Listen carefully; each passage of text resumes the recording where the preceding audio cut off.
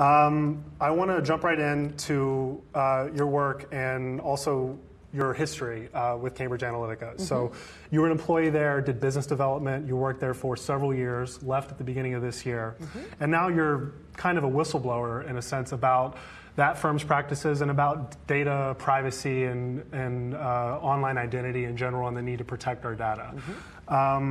I'm curious how that happened, because we've seen Cambridge Analytica in the headlines recently, obviously around a lot of potential alleged misuse of data. What took you from that to where you are now, speaking out about these kind of issues? Of course. Well, I've been involved in using data for communications for over a decade. I started out on the first Obama campaign in 2007, and throughout the past decade, I've been involved in using data for communications for governments, for the United Nations, NGOs, charities, and other political campaigns, of course, as well as, obviously, commercial advertising. So I have a really deep experience of how personal data is used. And really the way that the industry has developed is quite exploitative. It's become almost parasitic, you could say. When individuals opt in to terms and conditions for how their data is collected, not only is it not transparent how much data is collected, what kinds of data are collected, but how your personal data is then going to be used. So it's not only a small firm like Cambridge Analytica, but thousands of companies around the world that have had access to your personal data. Obviously, Facebook is one of the behemoths of the industry, but they still possess a fraction of the amount of data about people that a company like Google does.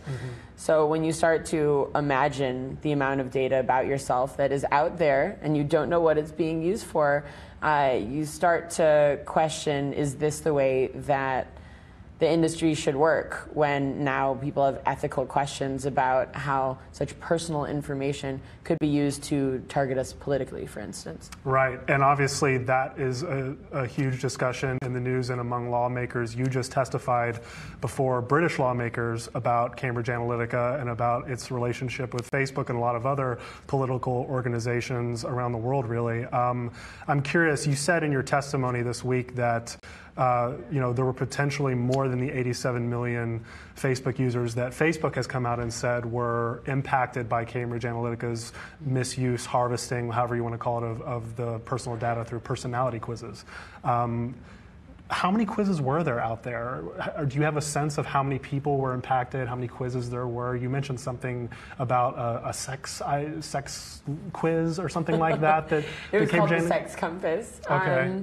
So I never met Professor Kogan, and who was the professor who did this harvesting through the personality quiz that Facebook? Yeah, it's Your Digital Life, yeah, I think it was called. So that was one quiz that was obviously used for data collection. There were two others that I was aware of at Cambridge. I think they were quite small scale, but yeah, one was called a Sex Compass, one was about your musical personality, asking about your musical preferences. And at the time, Facebook personality quizzes were hugely popular. So in order for people to understand this data collection method, in my sales meetings, I used to talk about, oh, you've probably seen those quizzes. What's your favorite Disney princess? Or what country should you really be from? Or, what city do you next need to go visit? And those quizzes were meant for you to opt in with your Facebook login so that data could be collected. I'm sure hundreds or thousands of companies around the world had access to these platforms on Facebook. So I'm not blowing the whistle about any additional work that was done by Cambridge Analytica. I'm saying Facebook allowed companies all around the world to do this. So it's very unlikely that the 30 million individuals and their friendship network that added to 87 for this one particular quiz, it's probably just the tip of the iceberg. Right, and Facebook changed their platform in about 2015 to prevent this kind of data scraping. Do you think before that they were turning a blind eye to it, or do you think they were aware of it and maybe even encouraging it? They were definitely aware of it. They were definitely encouraging it. They allowed the app tool to be built into the platform for those particular uses.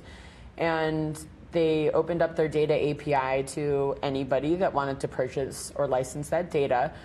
up until April 2015. Now, they didn't close the data API to protect their users. They closed the data API because they realized how valuable personal data is, and they wanted to monetize it for themselves. So the closing of the API started something called the walled garden, which means you can't buy raw data. You can only purchase advertising that uses the data that they have on file in order to target you. Right. And you have mentioned, you've talked about Google, you just mentioned Google earlier. You've said something today about how Google collects maybe 35 times the amount of data on people that Facebook does. Do you think Google is going to start becoming more involved in these kind of conversations around privacy, whether we see their executives go and testify or something of that sort? Do you think Google is next? Well, what I hope for is that Google executives start to think about a slightly more transparent business model where individuals are given a permission-based structure where they can see what data sets are collected about them and opt in to how those data sets can be used. I believe that individuals should have access to their data as their property, and then they decide how that data is used. I think that there's many different ways that people could be monetizing their own personal value instead of only large corporations who are taking advantage of individuals. I'm sure that if you ask Google or Facebook to tell us the data on how many people click on the terms and conditions or download the documents, it would be frighteningly small. Right. So last question, what do you hope the public takes away from all this, from all these headlines about Cambridge Analytica, Zuckerberg on the Hill, these conversations about privacy that we're finally having? What do you hope to see in the change from all this? Well, I hope that we can see leadership from these big companies and a willingness to change. They should be able to implement new terms and conditions that give us more transparency, the ability to secure our data as our property, and then give permissions for how it's used. Therefore, we should also get a cut of the monetization. So these hundreds of billions of dollars that these companies are making, actually trillions if you look at them as a whole, this is all value created by individuals. It's not value created by the platforms themselves. So since that platform is the way or the vehicle through which individuals can monetize, share some of that with the people creating the value. That's really how technology leaders can begin to make a change for good. All right, well, it's a good note to end it on. Thank you so much, Brittany, for joining us on Cheddar.